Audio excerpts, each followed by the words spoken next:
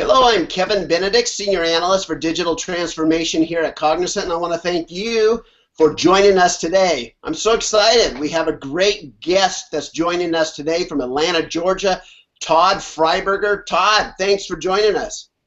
Well, Kevin, thanks for having me. How are things in the land of blue turf? Well, the land of blue turf is awesome. We've got new coach, new players, so we're going to see, but I bet you we can still beat Georgia any day. Well, you know, for your followers, you know, we had, I think last time we spoke, we had a pretty good banter when Boise State came to Atlanta, and I got to say, I got ahead of my skis a little bit in that I thought the SEC was going to prevail, but I got to get handed to Boise State. They really came in and kicked the teeth in on Georgia, so we'll give you that one, but I think I owe you a bottle of wine or so still since then. Well, thank you for that, and that was great. We'll see where both of our teams go this year. I know you've got a huge tailgate community there, so that's awesome. Absolutely. So thanks for taking the time from Atlanta to just join us. What's the weather like in Atlanta today? You know, it's actually not bad for the summer. We've had a pretty mild summer in Atlanta. You know, where I'm actually at right now, I'm at Technology Square in Midtown Atlanta, which actually, if I threw a stone, I'm right next to the Georgia Tech campus. But, you know, few folks realize that Atlanta is actually a national, if not global, locus for mobility. Actually, Atlanta ranks number 3 in terms of the aggregation of mobile talent here. New York and San Francisco were right behind them, but we're actually the fastest growing. So I actually think that we're here in mobility epicenter, and a big part of that is because, you know, this of course is the headquarters of where AT&T Mobility is. We all know the great success that AirWatch has posted, but there's over 170 different companies in mobility across hardware, software, content, and services. So the weather's great in Atlanta on many things, but particularly in the mobile space. Well, that's awesome. Now, you and I spent quite a bit of time together when you were at SAP leading mobility services there. So walk us through this transition. You left SAP and you're now the founder and president of StarMobile. Talk to us about that, and why did you think this market needed another vendor in the market? And what do you guys bring into the market? Yeah, that's a great question itself. Well, you know, Kevin, first of all, you know, I've been in the mobile space. I guess I can say I've been mobile before mobile was cool. I did my first mobility project 29 years ago. I actually started my career at CompuServe, and it wasn't the CompuServe everybody knew from, you know, what was kind of an AOL-like business. CompuServe actually was, you actually say it was one of the first cloud businesses, albeit then we called it time sharing. But at CompuServe actually did one of the first field force automation projects for NCR, for folks who repaired their ATM and cash registers, and they used Telzon terminals with acoustic couplers on the back that their field engineers would download their work orders, go on site, do the time materials, upload it, download the next, with obvious benefits of mobility. And so, quite frankly, that use case and many others are ones that we're still chasing, just with later and greatest technology. So to answer your question in terms of, you know, why another mobile, you know, I've been in enterprise application software and then moreover enterprise mobility my entire career. I had been at PeopleSoft as part of the turnaround team there. I was kind of frontline against Oracle. Fast forward, I was the CEO of an enterprise mobility company called CIS. That invariably was sold to Accenture. It was best in class in enterprise mobility for largely the consumer products industry. So direct store delivery, field service, retail execution were kind of the offerings that had. And then subsequent to that joined SAP and was part of the team that integrated Sybase and launched the global enterprise mobility business for SAP. And I still have enormous respect for SAP. But a funny thing happened there. SAP turned the process of extending enterprise applications out to mobile devices and turned it into the most complex, resource-consumptive, and time-consuming proposition on the planet. And I thought there was a better way. So I had resolved to go out and solve this problem of time, cost, and complexity for enterprise mobility. And I was introduced to a couple of gentlemen, actually, that were working here at Georgia Tech. One was Dr. Raghupathy Sivakumar, who is today our CTO. Siva leads the Mobile Computing and Network Research Lab at Georgia Tech. It's one of the top such research labs in the country, if not the world. And he had 2 enterprising PhD candidate students who were working for him, Changlin Sao and Sandeep Kakumanu, whose theses were built around this idea of time and complexity for enterprise mobility. And when I was introduced to them and I saw, again, the core technology of StarMobile, albeit in its nascent state, it was one of these eureka moments because it solved the fundamental issue that I felt that we were chasing at SAP, but moreover that I think that the industry is still missing. And yada yada, StarMobile was subsequently born, and we were incorporated in April of 2012. So for those that are just meeting StarMobile and yourself for the first time, Todd, talk to us about kind of what's your niche. Are you in security? Are you in platforms? Are you in BaaS? Are you cloud-based, on-premise? Kind of what's your story? Well, you know what? I don't want to say that we defy classification, but to some degree we're carving out our own particular niche. You know, if you're a customer and you're trying to mobilize your enterprise applications, you have a lot of different choices, right? And that is that, you know, you could either wait for your application vendor to come out with the mobile generation of product, but invariably in enterprise software, everybody customizes their back end. So if you wait for those products to come out, invariably you have to customize those as well to work with your back end. You could build native, or you could use open source, and another form of native. But we also know that if you're trying to scale up a portfolio of apps, that quickly becomes expensive, time-consuming, and such. You could do MBaaS, but MBaaS only works on the back end. It's really API aggregation, assuming you have APIs or you're building a robust API library. But last time I checked, there's no APIs for green screens, so they only have applicable within a niche itself. You have the MADP realm, and I think we've witnessed that the MADP was maybe first generation in terms of enterprise mobility platforms, and we've seen failed promise, I guess, with the MADP vendors. You have the MEAP realm, which is kind of, I guess, the same thing as the MADP realm. And then you also have the virtualization space, right? So you have the Citrix and VMwares, and quite frankly, virtualization is not mobilization. Just revisualizing your PC screen to a mobile actually is a pretty horrific user experience, even though it's secure, even though it's cheap and ready to implement. So we actually solve all the shortcomings of each of those. You could effectively say that we are a disruptive cloud-based enterprise mobility solution. And fundamentally, Kevin, we deliver enterprise mobility at a cost and time that is cost and time advantages that beat any other solution on the planet. To be more specific, think of it this way: we can extend any enterprise application out to mobile users for effectively the cost of 1 cup of coffee per employee per month for unlimited mobile apps. So we're disruptive both in the time, the cost, as well as some of the complexity components, and hopefully I'll be able to share more information with you about that today. Oh yeah, that's awesome. Thanks for sharing that. So that's who you guys are. Now talk to me here about where you see enterprise mobility moving, and what are you doing, to align your StarMobile here to kind of meet where you see the market going. Yeah. So, again, where I kind of see the market moving, and I see more so what customers are asking for. I guess I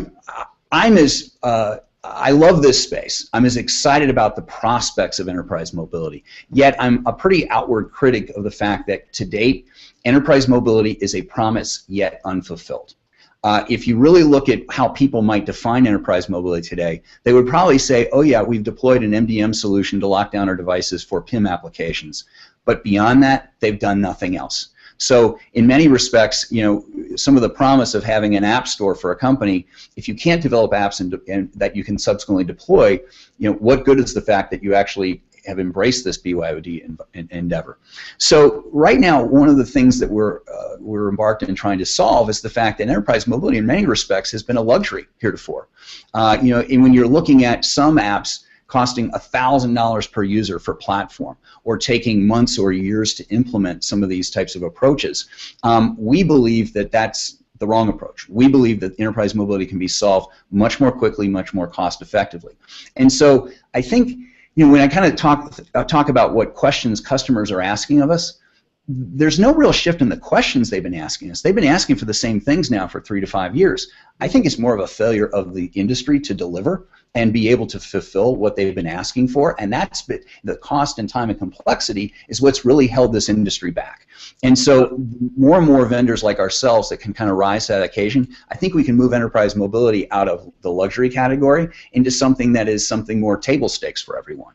So we hope to ride that movement in the marketplace. Got it. So let's pretend there's a whiteboard behind you there. And let's talk about what components you guys are bringing to the market. You know, there's could be APIs, there's mobile security, there's software development kits for developing and designing your user interfaces, and then there's databases and database sync. You know, what are those components that you're bringing to the table, and how does that work? Sure. Well, I think it's probably best illustrated if I just kind of explain a little bit how StarMobile works. So, you know, out of the cloud, StarMobile interrogates the existing native application on the back end as if we're a PC-based user. So we go right through the existing single sign-on. We can preserve or enhance the existing security, say if you VPN otherwise from your PC. But ultimately, we get to a page view of the application. And that application could be an on-premise packaged application like SAP, like Oracle, you know, like Microsoft, you know, IBM, Infor, whatever. Could be a cloud-based package application like Salesforce or Workday or Sugar CRM. Or it could be a bespoke application purpose-built for the enterprise. It could even be old 3270 or 5250 green screens on the back end. But regardless of what that application is, we get to a page view. And once we get to the page view, songs that we're able to decompose the application down to its fundamental data and workflow components, and so effectively decompose it into the Lego blocks, bring that back into the cloud where we have a very complex transformation engine. And within that engine, there's actually 12 different classes of transformations that we can apply to those elements. One transformation might be, say, in an SAP screen. An SAP screen is often known for having 52 fields. Why would you deliver 52 fields to the mobile device? So part of that transformation process is what elements do you want to use versus those you're going to leave on the shelf. Another transformation might be query system A for a part number, get the return, and then use that result to query system B for a price lookup, and bring those together holistically within the app. And there's, as I say, 12 different classes of these under something that is called the Morph protocol. And this Morph protocol actually has 5 patents pending associated with it. But the ultimate transformation is how do you attach to those elements UI elements that are associated with how you actually consume the application on one of these types of devices.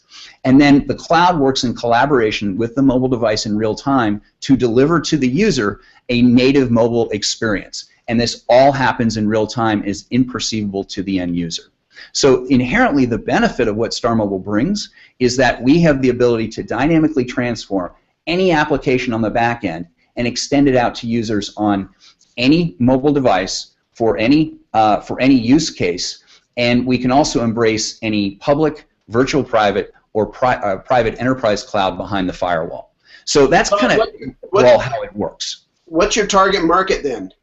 Target market is Global 2000 companies that have made a significant investment in a spectrum of back-end applications. So if you look in any enterprise, again, you're going to find all the logos of on-premise or cloud-based, or again, a very substantial investment in bespoke applications they made. Again, $79 billion last year spent on candidate systems that are packaged, that are ripe to be mobilized. As part of $649 billion, billion dollars that has been spent over the prior 10 years. That's the target market we're going after. There's a lot of applications in there that, quite frankly, don't yet lend themselves to a mobile footprint, and we want to help companies to mobilize all those use cases. Got it. So you're targeting the enterprise itself. You're not looking necessarily to go out and be a consumer app development company. Yeah, you know, we can actually do B2C, but I would argue that in some B2C use cases, there's certain elements of where at the end of the day, some of those are actually purely offline by nature. They might incorporate certain rich multimedia type components and things. We're specifically going after the enterprise space, which invariably puts us in the B2E, B2B type sector. And there, in that sector today, you know, we've got some pretty good data that says right now only about 3.25% of the candidate use cases in the enterprise sector today have been mobilized. So there's a substantial body of work that yet remains to be able to extend that existing investment in enterprise applications out to mobile users. Yeah, the surveys that I participate in, Todd, say that there's almost been a pause in enterprise mobility once companies complete their proof of concepts and they step back and take an inventory of how much effort went into it, how much cost went into it, and they're wondering, how am I actually going to scale this, because the cost was prohibitive, the effort was prohibitive, the learning curve was large, and so they're really questioning, what's the way forward if every new app is going to cost what the first few did. And so how are you addressing that then? Well, you raised several very good points in there, Kevin. First of all, dirty secret in enterprise mobility today is that the cost and time to extend your existing investment in enterprise applications out to mobile can often meet or exceed the original cost and time that you invested in those applications to begin with. And in large part, it's because, guess what? We've recreated all the sins of 2 or 3 tier client server in the mobile sector today. And so you're effectively recreating your existing investment in data logic and security that you have on the back end, not only for every app, but every form factor, every mobile OS. And so whereas we all went running away from the sins of client server 10, 15 years ago, that exclusively was within the Wintel stack, right? Now we're doing it across iOS, Android, Winmo, BlackBerry, and such. It's infinitely more complex of what we've created. And to your point, that's where once folks have gone through the initial learning curve of trying to build out certain apps, whoa, I don't know if I want to do that. That cost a lot, took a lot of time, had to ramp up additional skills that I may not necessarily have in inventory. And so it has given a bit of pause. That's what we're really trying to go solve. And again, the benefits around StarMobile are not just about the cost and time component, but actually it's the fact that we can extend these enterprise applications out to mobile without any changes to the back-end application, without any coding, with no need for exotic skills or professional services, no need to rebuild your existing investment in your back-end application. Very simple to configure. We have very low maintenance or no maintenance, no app-specific downloads. Hey, we're cloud, so in theory we're infinitely scalable with full end-to-end security and the ability to manage your apps as well as to look at detailed usage statistics. And again, to do that for any application, any mobile device, for any use case in any cloud environment. So we hope that we can help to take an industry that I quite frankly think is stillborn right now and help to be able to give it a kickstart to be able to help fulfill that promise that's yet to date unrealized. So what I'm hearing, Todd, is that you're going after the transformation. For right now, your target is transforming existing back office systems that an enterprise might have, mobilizing those quickly and inexpensively. So walk me through a scenario in which it's a brand new app. There's not a back-end process that you're emulating right now. How would you go about developing a screen that doesn't currently have an app on the back end? Yeah, Kevin, we're probably not the platform that if you're looking to do a true net new workflow, we're probably not the platform to build that on. Because again, at the end of the day, one of our strengths is our ability to key off an existing back-end application. Okay. That said, you can actually develop net new workflows and apps actually out of your existing applications by actually either using a subset or actually by our ability to decompose those applications and reformulate them. We can actually still lever off that to deliver net new, basically build off that and create net new workflows, assuming that there's a back-end component. Yeah, I really, right off the bat, I can't think of a scenario where you'd be creating a net new anyway. You're going to be working off an enterprise system and you're wanting to mobilize that in most cases anyway, especially in the B2E environment. What I might argue is, again, we purposely do not try to be everything to everyone, but we do think that we address something around 90% or more of the addressable market or the addressable need for customers. But again, if you're trying to do something that is a hardened mobile application, say, might even require intermec type device for nomadic, say, field service reps that are going to go in and out of signal range, that need to bang away at a localized database, all day, like in, say, a direct store delivery environment. We're not the platform to go build that on. But those are very unique, and that's a very niche, kind of market at the top end. Okay. And usually because of that need, that's why those tend to be perhaps the most complex and most expensive and time-consuming enterprise mobility endeavors there are. We think we address the broader market. I'll give you one example. Please. So one of our customers is one of the largest hospitality companies in the world.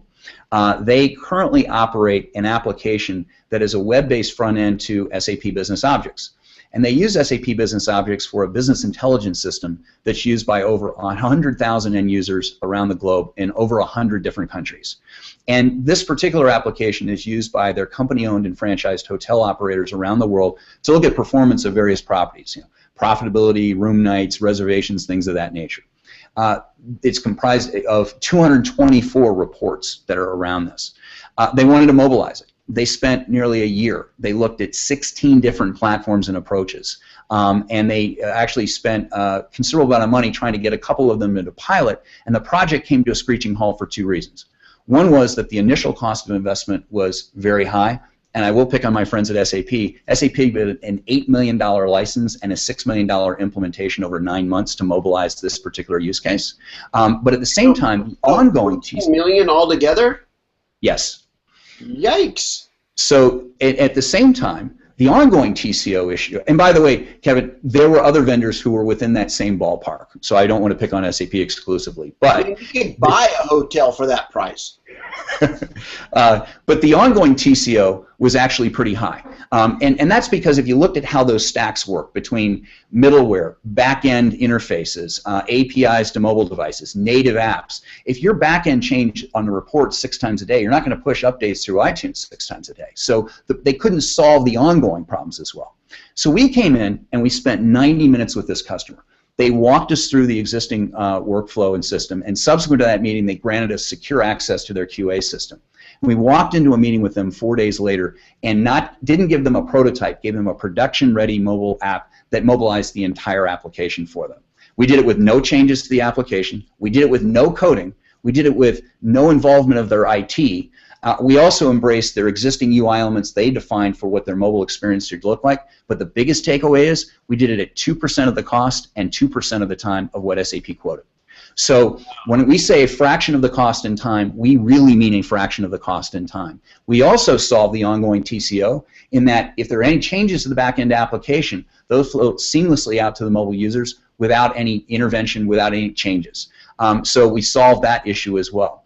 So again, we think there's great power to being able just to extend that existing investment on the back end. And one other further note here, Kevin, is that we have many customers who have come to us and have said, wow, love what you do, but why are you stopping with mobile? I don't like my PC-based experience. So later this year, we're debuting technology that out of StarMobile, you can actually transform existing applications across all screens at the same time. So you have a consistent mobile experience on your PC, to your smartphone, as well as your tablet.